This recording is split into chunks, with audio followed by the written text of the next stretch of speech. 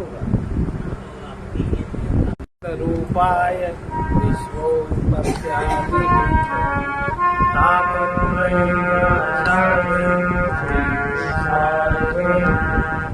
सर्वरूपमयी देवी सर्वं देवी मयं जगत् अतोऽहं विश्वरूपा नमामि परमेश्वरम्।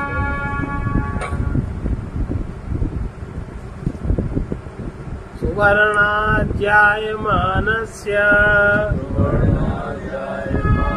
सुवर्णत्वं च शाश्वतम् ब्रह्मणो जायमानस्य ब्रह्मत्वं च तथा भवेत्। जिस प्रकार सोने से बनी हुई वस्तुओं में सुवर्णता निरंतर रहती है, उसी प्रकार ब्रह्म से उत्पन्न हुए पदार्थों को ब्रह्मता भी नित्य रहती है। स्वर्ण से जो कुछ उत्पन्न होता है वो स्वर्ण ही रहता है, वो तांबा नहीं हो जाता, लोहा नहीं हो जाता। उससे बने आभूषण भले ही नाना प्रकार के रूप में लगते हो, लेकिन है सब स्वर्ण। इसी प्रकार समस्त नाम रूपात्मक जगत ब्रह्म से ही उत्पन्न हुआ है, इसलिए ब्रह्म ही है और कुछ भी नहीं। स्वर्ण आभूषण स्वर्ण से पृथक नहीं रह सकते, क्योंकि वे स्वर्ण से ही उत्पन्न हुए हैं। इसी प्रकार इस जगत में ब्रह्म के अतिरिक्त कुछ नहीं है। सोने के हार, नथ, बाली, कंगन आदि सब स्वर्ण ही है। उससे स्वर्ण को निकाल देने पर नाम रूप का कोई भी अस्तित्व नहीं रहता, और नाम रूप हट जाएगा, सोने का अस्तित्व फिर भी रहेगा।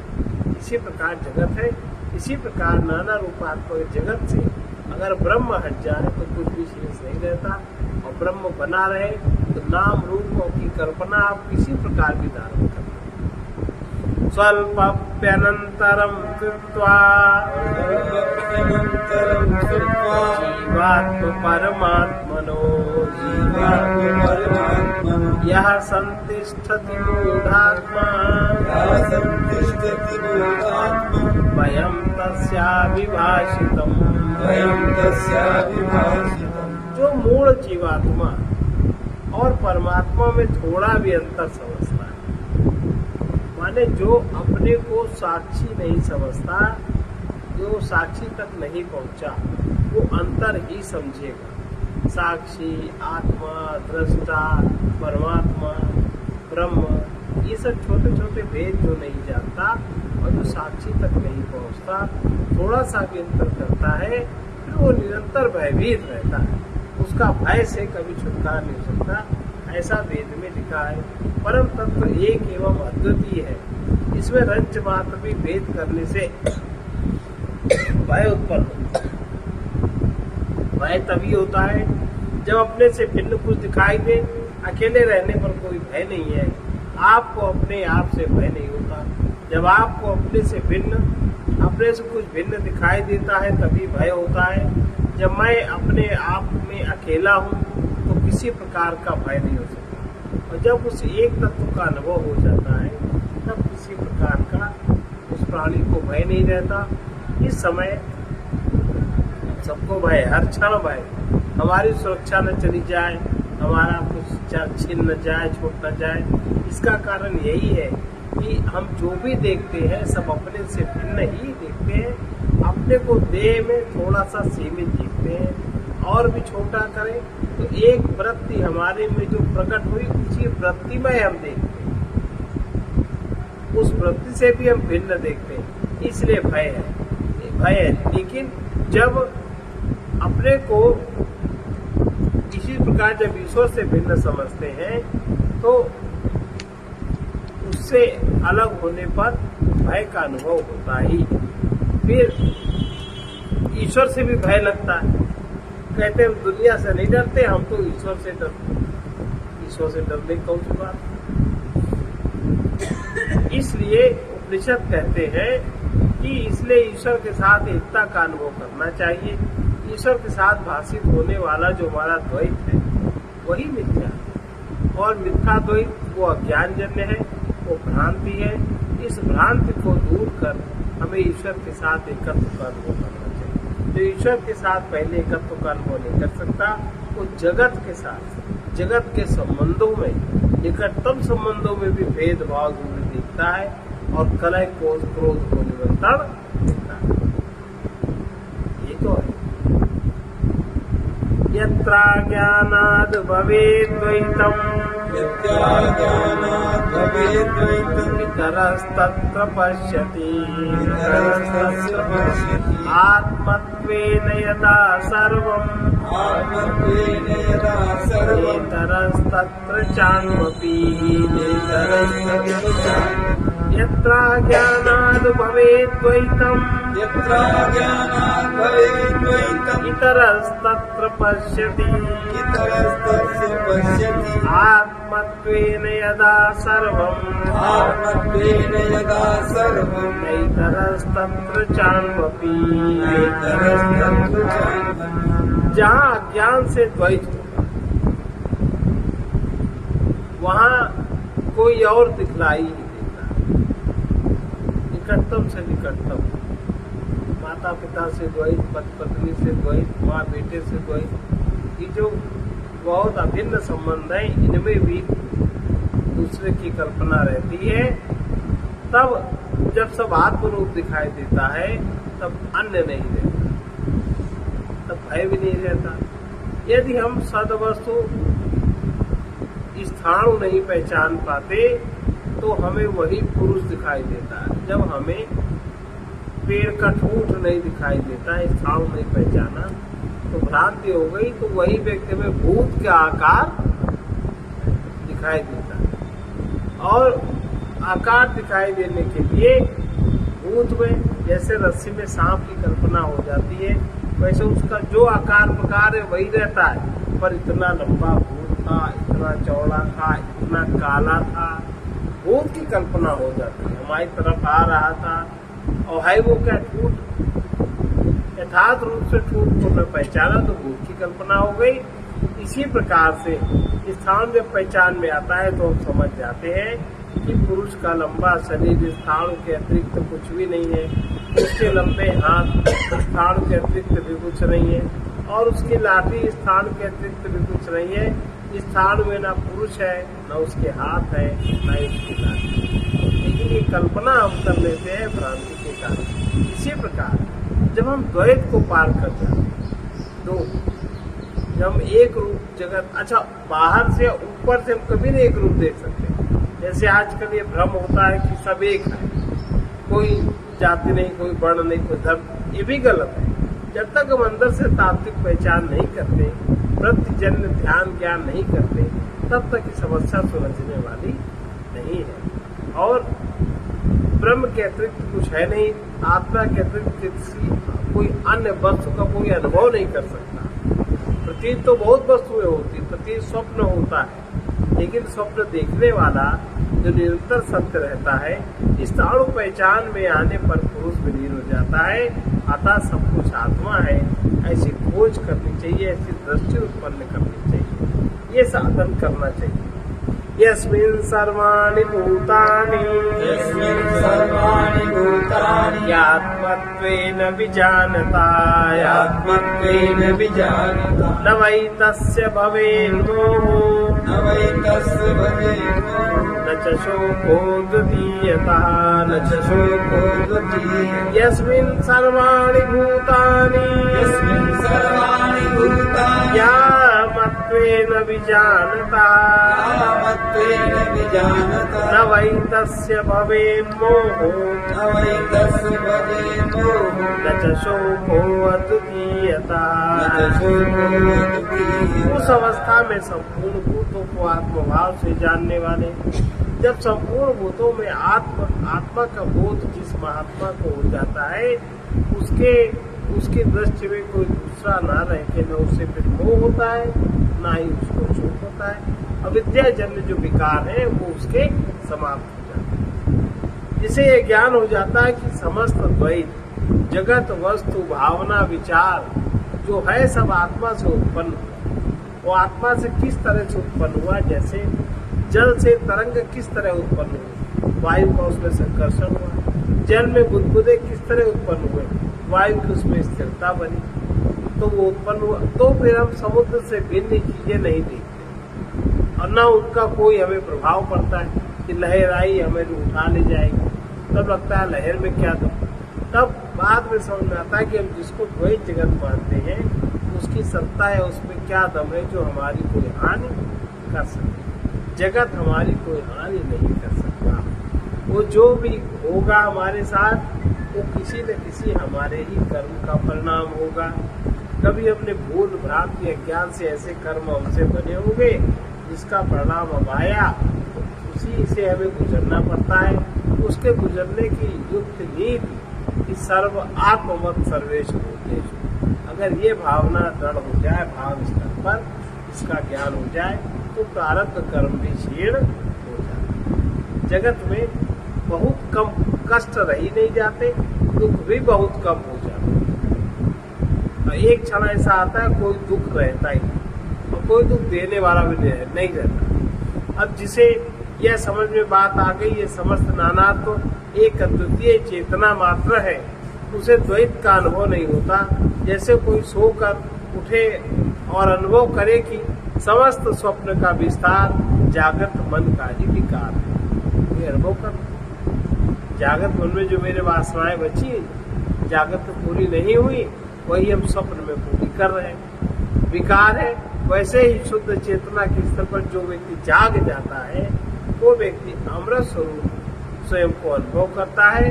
वो समझ जाता है कि वस्तु भावना विचार जगत अन्य कुछ नहीं, जो है वो सब चेतना है। चेतना में सब किस प्रकार बनता है, किस प्रकार बिगड़ता है। भ्रांति के कारण दिखाई देने वाला द्वैत यहाँ अनुभव में नहीं आता, उसे केवल एक अद्वितीय चेतना ही अनुभव में आती है। उसे अपने से भिन्न कोई वस्तु व्यक्ति दिखता नहीं, तो उसकी अपने से भिन्न से कामना ही गिर जाती। और जब कामना गिर गई तो किस बात का राग द्वेष? हमें जब कुछ नहीं चाहिए जहाँ से, तो हमें कोई टेंशन ही नहीं है। जब चाहिए तब हम उसमें विधि निषेध लागू करते हैं, और जब कामना नहीं तो कोई शोक नहीं होता। ऐसा ईसावास्य उपनिषद में कहा गया है। जिसे सर्वत्र एक अनंत के दर्शन होते हैं, वो ना मोह में पड़ता है और ना ही वो दुखी।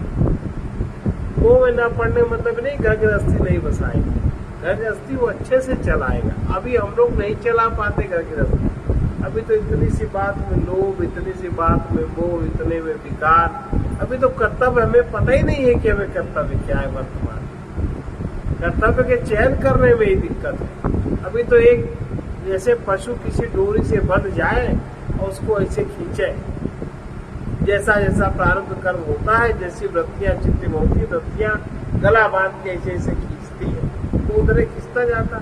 ये भी नहीं विवेक है कहाँ लोभ करना चाहिए, कहाँ क्रोध करना चाहिए, कहाँ मोह करना। मतलब हमारे पास जो शक्ति है हम उसका प्रयोग किस स्थान में करें, अभी ये भी विवेक नहीं है। और वो हमारे गले में फंसी हुई फांसियां या रस्सियां हमें घसीटती रहती है, तनाव में बने। अयमात्मा हि ब्रह्मैव सर्वात्मकतया स्थितः इति निर्धारितं श्रुत्या वैदारण्य संस्थया क्योंकि आत्मा सर्वात्म भाव से स्थित है। सर्व में आत्मभाव, सर्व जो भी सर्व दिखता है उसमें आत्मभाव से स्थित है। ऐसा वृद्धारण्य उपनिषद की श्रुति निर्णय करती है। ये भी कथन है कि आत्मा ही ब्रह्म है, जिस चेतना से हमें अपने विचारों का अनुभव होता है, हमें अपनी अवस्थाओं का अनुभव होता है, हमें अपने सुख दुख राग द्वेष का अनुभव होता है। जिस चेतना से, वही चेतना सर्वत्र व्याप्त है, वही साक्षी है, वही दृष्टा है। उसमें अगर ठहरना आ जाए तो वही चेतना सर्वत्र विद्यमान है। इसलिए इस उपनिषद में यही प्रतिपादित किया गया है, जब ब्रह्म ही सबका आत्मा होकर स्थित है। इस प्रकार देखें, और आत्म चेतना में सुख दुख को हम जिस प्रकार प्रतीत करते हैं, उसी चेतना से हर व्यक्ति में वही चीज हम प्रतीत करें। इस चेतना में फिर कोई भेद नहीं है, वो अद्वितीय है, निश्चित है। शोक और मोह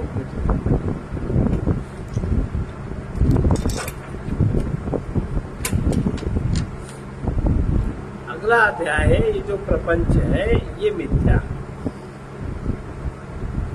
जो भी प्रपंच हमें दिखता है ये मिथ्या, एक क्षण में है, दूसरे क्षण में। लेकिन ये दृष्टि तय नहीं। उदाहरण, कोई व्यक्ति अस्पताल में भर्ती है, उसकी हालत बड़ी क्रिटिकल है, उस क्षण क्या ही समझ में आता है? किसी क्षण कुछ भी हो सकता है। एक ही कल्पना होती है, किसी भी तरह से वो जीवित रह जाए। जब वो बहुत टूटा फूटा है तो जीवित रह के करेगा क्या? नहीं, डॉक्टर कहते हैं इसमें डाल दो, वेंटिलेटर लगा दो, इतने परसेंट फायदा, हाँ कर दो।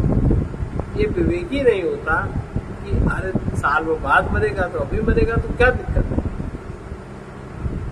भाई। जब दर्शन दर ज्यादा बढ़ गया है तो वो जिएगा तो उसे भी कष्ट है, आपको भी कष्ट है। तो उसके सुख की व्यवस्था करोगे कि उसके दुख की व्यवस्था? और उसके साथ अपने भी दुख की व्यवस्था, अपने भी दुख की व्यवस्था है, उसके भी दुख की व्यवस्था है। जो जड़ जमा पूंजी है सब खर्च चली गई। बुढ़ापा आ गया, कमा सकते नहीं, वो तो मरा तो पहले ही मर गए। ऐसा कहीं कहीं होता है। तो ये जो प्रपंच है, जो 5 चीजों से, 5 तत्वों से जो चीज छठी बनी, छठी 5 चीजों से क्या बना? चित जल पावक गगन समीरा। इन 5 से जो भी चीज बनी वो छठवें मन ने अपने पूर्व अनुभव के आधार पर कल्पित कर दी। अब वो चीज अद्वितीय होगी, वो मिथ्या है, वो चीज कहीं आपको सृष्टि में नजर नहीं आएगी। और उसी को प्राप्त करने के लिए आप भाग रहे हो तो कैसे चलेगा? नहीं चलेगा। तो ये समझ रखना चाहिए कि जो भी प्रपंच दिखता है ये मिथ्या है, और जो देखने वाला है वो सत्य है। प्रपंच का मिथ्यात्व, ये इसकी हेडिंग है।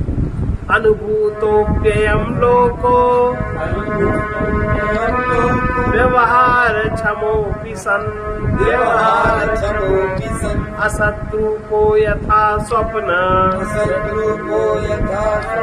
उत्तर क्षण बाधता। दूसरे क्षण में ना रहने के कारण जैसे स्वप्न असत है, ये संसार व्यवहार योग्य और अनुभव होता हुआ भी दूसरे क्षण ना रहने वाला असत। अच्छा, जागृत अवस्था में हमारी जो प्रतीतियां हैं, स्वप्न में क्या प्रतीति होती है? कर पाएंगे वही प्रतीति स्वप्न, और स्वप्न में जो हुई प्रतीति वो क्या जागृत में कर पाएंगे? और जागृत और स्वप्न की जो प्रतीति है वो क्या सुषुप्ति अवस्था में हो पाएगी? अब इन तीनों अवस्थाओं की जो प्रतीतियां हैं सब मिलके बहुत बड़ी इंपॉर्टेंट चीज बन गई। क्या जब चौथी अवस्था में जागेंगे तो क्या तीनों प्रतीतियां रहेंगी?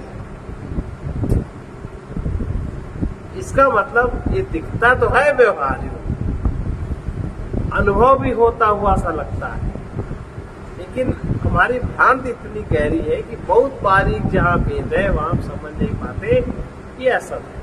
दूसरे ही क्षण ना रहने के कारण जैसे स्वप्न असत है, वैसे ही ये संसार व्यवहार योग्य अनुभव होता हुआ भी असत है। ये धारणा स्थित रखनी चाहिए। अब देखो, पहले से आज के 25-30 साल पहले से और आज सुविधाएं ज्यादा है ना। आज हर एक के पास पैसा है, हर एक के पास वस्त्र है, हर आदमी जरा सा कुछ है, हर आदमी मकान चाहता है, सब है ना। कोई किराएदारी नहीं चाहता। सुख ज्यादा है कि दुख ज्यादा है?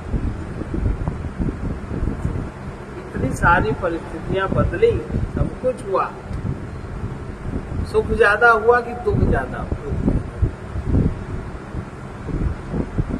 दुख ज्यादा। अब कायदे से जो सुविधा हुई तो दूर हो जाना चाहिए।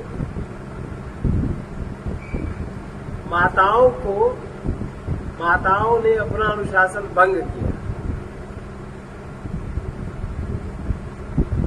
अनुशासित नहीं रहे, वो अपने स्वतंत्र विचार से, मानसिक वृत्ति से जीने लगी। तो उनका दुख बढ़ा कि सुख बढ़ा? क्या महिलाओं के प्रति इतने सब बातों में महिलाओं के प्रति होने वाले दुर्दांत बातें, गलत बातें कम हुई कि ज्यादा हुई?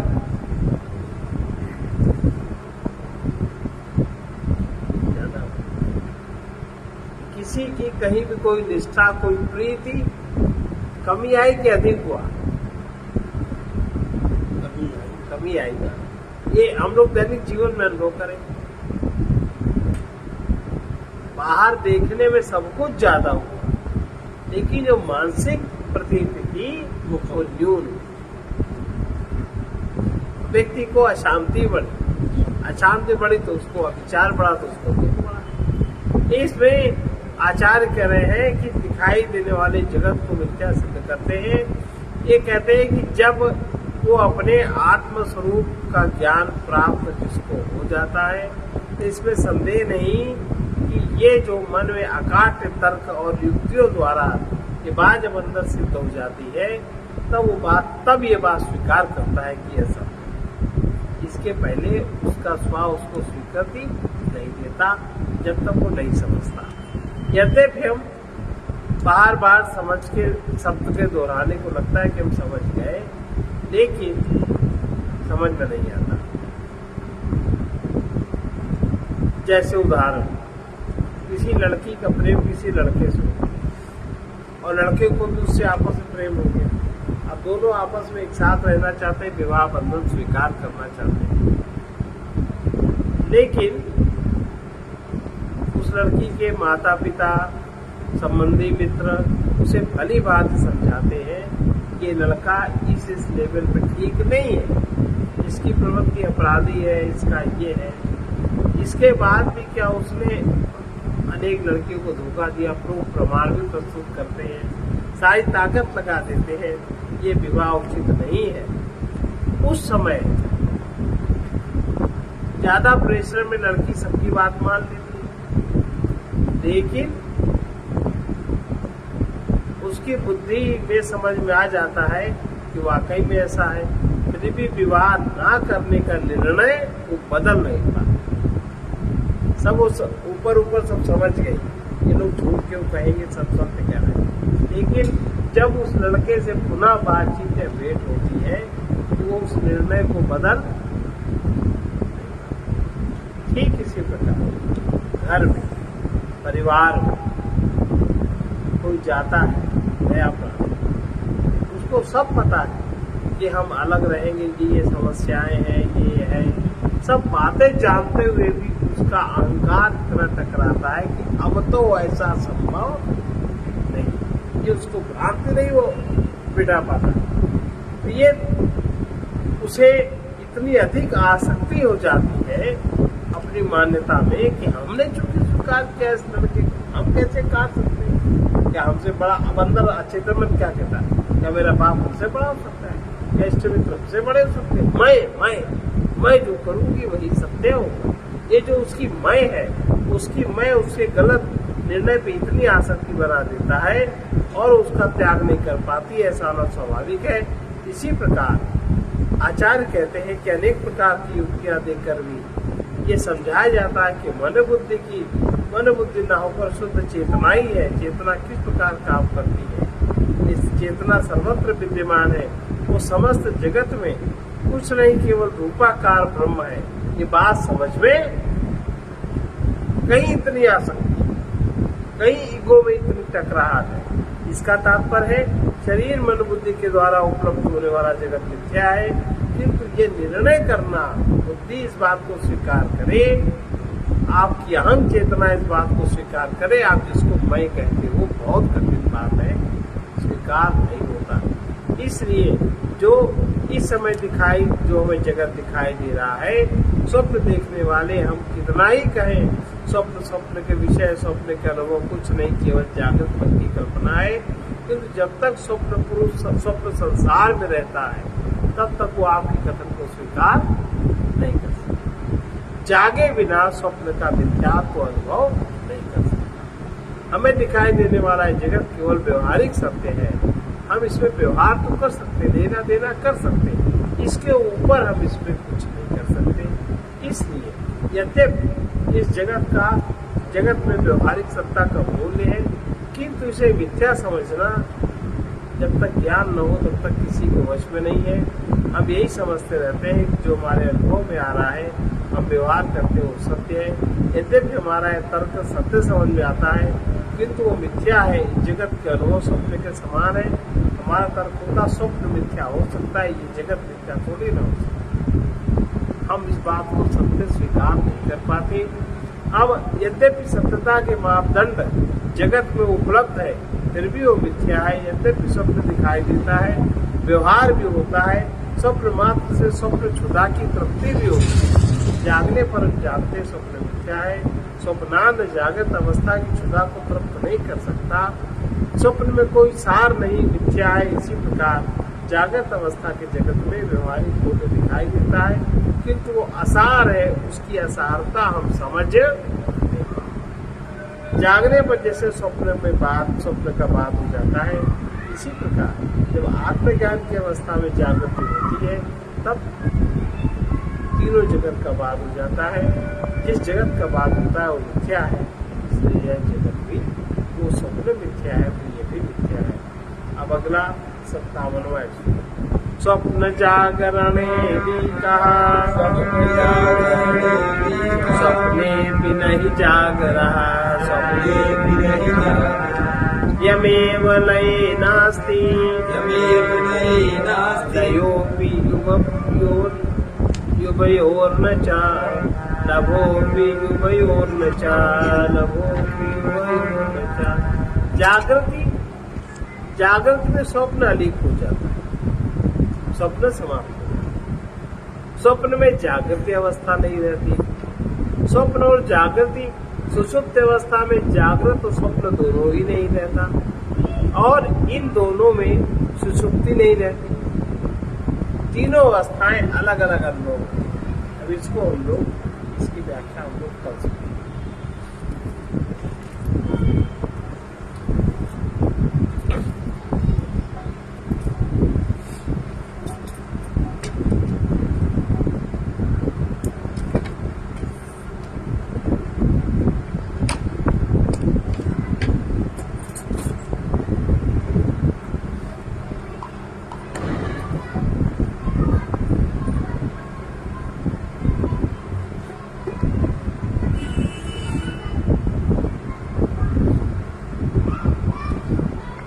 कानर सोवत मोहन श्यामी, कानर सोवत मोहन श्यामी, जागत नाही पूजनीय राना, जागत नाही पूजनीय राना।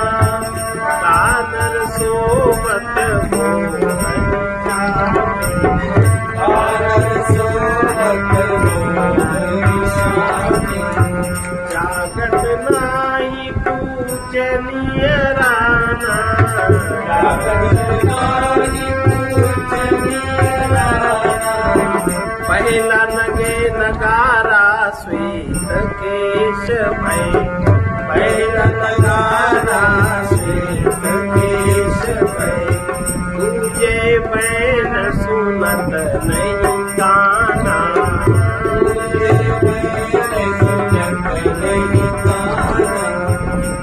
जय नैन देखी नहीं सूझे,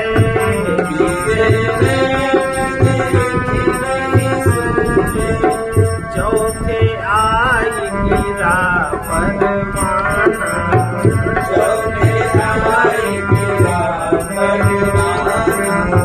जागत नाही पूजनीय राना, जागत नाही पूजनीय राना। मात पिता कहना नहीं माने,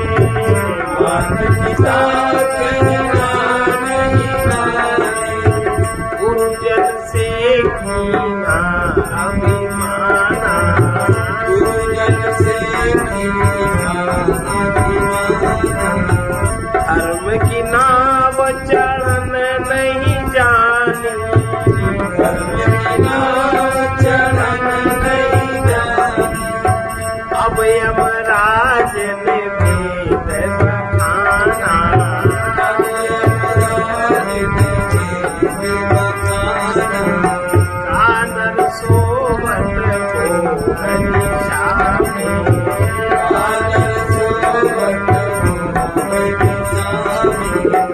जागत नाही कुंजनिय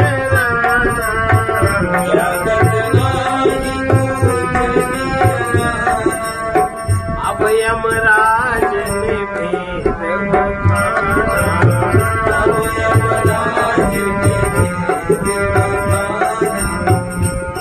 पुकार नगर कस्बे में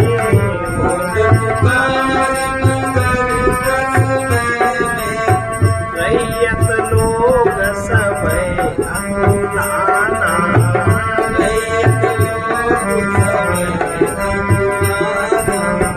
चलने की जब होत तैयारी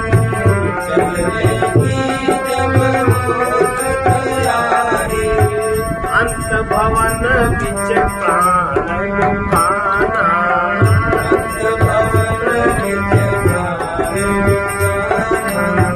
जागत नाही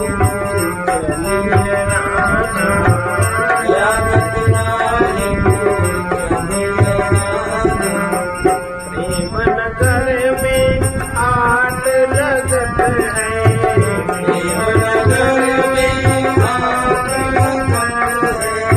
जहाँ रंग रजवा है सतवाना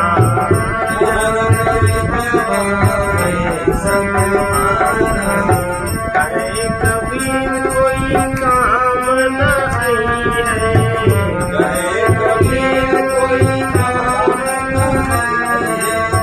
माटी की देह माटी में जाना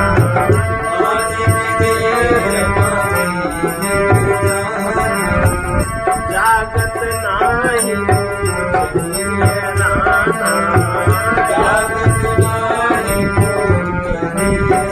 सारी समस्या की जड़ सोया हुआ जीवन और सारी समस्या की जड़ का निवारण जागकर देखना है साक्षी में स्थित होना है आत्मबोध में जागृत रहना है बस इतनी सी बात है सर्वे भवन्तु